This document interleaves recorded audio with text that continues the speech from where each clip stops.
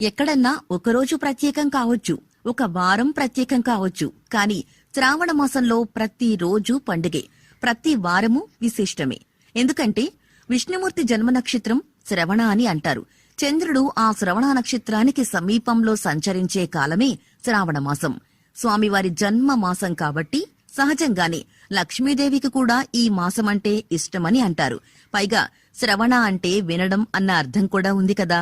ఈ మాసంలో అమ్మవారికి చేసే ప్రార్థనల్ని ఆమె తప్పక వింటుంది కాబట్టి ఆ పేరు వచ్చిందని కూడా అంటారు. శ్రావణ మాసం మొదలయ్యే రోజుని పవిత్రోత్సవాల పేరుతో 15 రోజులు 15 మంది దేవతల్ని పూజించే ఉత్సవాలు జరుగుతాయి. ఇక ఈ మాసంలోని ఒక్కో రోజు గడిచే కొద్దీ ఒక్కో పండుగ పలకరిస్తూ ఉంటుంది. పంచమి రోజున నాగపంచమి పేరుతో నాగుల ప్రతిమల్ని పూజిస్తారు. ఈ రోజు పాములకి హాని కలిగించేలా భూమిని తవ్వకూడదని చెప్తారు. గరుత్మంతుడు తన తల్లిని రక్షించుకునేందుకు ఈ రోజుని అమృతాన్ని